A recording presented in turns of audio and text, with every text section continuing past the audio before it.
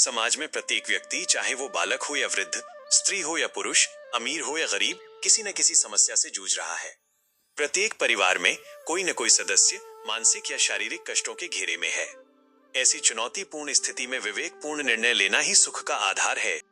यहाँ जीवन की विभिन्न श्रेणियों की समस्याओं के समाधान हेतु एक सरल और प्रभावी संदेश साझा किया जा रहा है, जिसका लाभ प्रत्येक साधक को लेना चाहिए।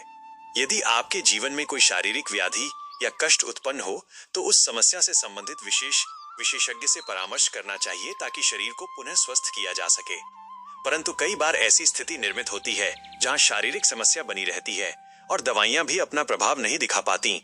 ऐसी अवस्था में किसी अनुभवी और श्रेष्ठ ज्योतिषी से संपर्क करना उचित है, जो अदृश्य बाधाओं या ग्रह नक्षत्रों के प्रभाव का विश्लेषण कर सके।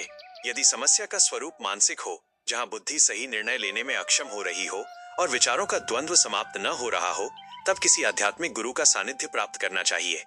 अंततः यदि आपके जीवन का वास्तविक ध्येय केवल दुखों से निवृत्ति ही नहीं, अपितु एक अत्यंत सुखी, निश्चित और संतुलित जीवन जीना है, तो आपको किसी तत्वदर्शी गुरु की शरण में जाना चाहिए। उनके द्वारा निर्धारित जीवन जीने के नियमों का कठोरता से पालन करते हुए ही आप इस संसार में रहते हुए भी एक आदर्श और मर्यादित जीवन व्यतीत कर सकते हैं। तत्वदर्शी गुरु ही वह माध्यम है जो आपके भीतर के अंधकार को मिटाकर आपको स्वयं के वास्तविक स्वरूप और ब्रह्मांड के चैतन्य तत्व से परिचित करा सकते हैं। साधकों के लिए आत्मचिंतन के प्रश्न। क्या आप अपनी वर्तमान बाधाओं को केवल शारीरिक मान रहे हैं या उनके पीछे के सूक्ष्म कारणों को समझने का प्रयास कर रहे हैं? क्या आप एक तत्वदर्शी गुरु द्वारा दिए गए नियमों को अपने दैनिक जीवन में उतारने के लिए संकल्पित हैं?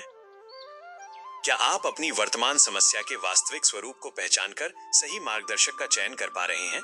क्या आप केवल तात्कालिक समस्याओं का समाधान चाहते हैं या एक तत्वदर्शी गुरु के सानिध्य में पूर्णतः संतुलित जीवन जीने के अभिलाषी हैं? आशा है कि समाज के सभी जिज्ञासु इस मार्गदर्शन का अनुसरण कर अपने जीवन को संतुलित बनाएंगे। एक संतुलित जीवन ही हम सबके जीवन का मूल उद्देश्य होना चाहिए। ये सच्चा ज्ञान है।